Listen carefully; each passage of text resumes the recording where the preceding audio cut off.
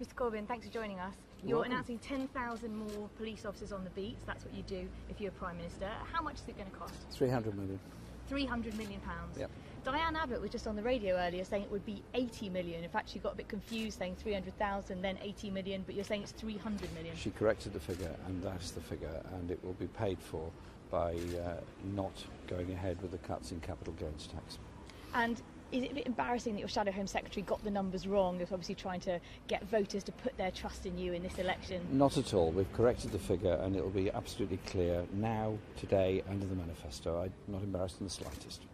Now, these cuts to capital gains tax, which you would be reversing, you say that would save £2.7 billion. So there'd be money left over for some other things as well. Yes. You talked about reversing cuts to disability benefit, for example. Can I ask you to hold a little?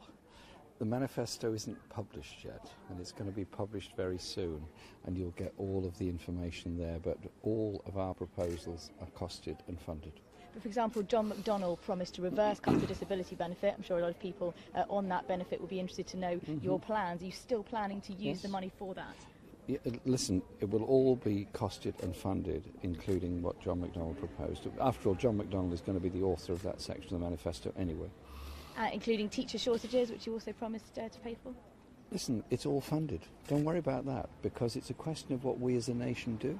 Do we continue cutting police numbers, or do we put police back on the street? And do we support PCSOs, or do we continue to see them reduced? I'm just talking to some local residents around here, and the story they're telling me is one you could hear on almost every suburban area or community around the country, where crime has increased, where antisocial behaviour has increased by a combination, loss of youth facilities, combination of lack of police officers, combination of police only arriving when there's a serious incident rather than being part of the community.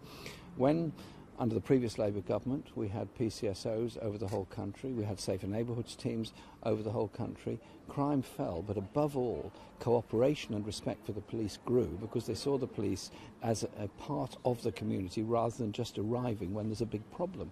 And I think this is an important development that we're putting forward here. Mr Corbyn, we've got new types of crime now, cybercrime, for example, online fraud. Is this the best use of resources, Bobby's on the beat? Well, it's both, isn't it? Because on the streets, we don't want antisocial behaviour. We want people to behave properly, obviously, but we also want young people to have positive things to do. So therefore, looking at the numbers of youth services that are available, youth workers that are working for councils is important. Yes, of course, there are other crimes as well. There's identity theft, there's cybercrime. There are serious issues like that. And here in Southampton, being a university town, an industrial town and a big port, there are also big complications surrounding that. So the police are obviously very stretched here.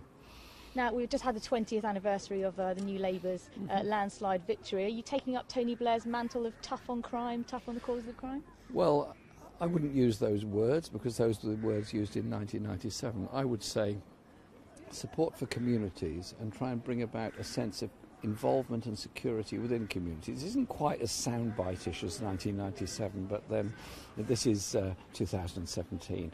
But You're yes, not a soundbite-ish Labour leader?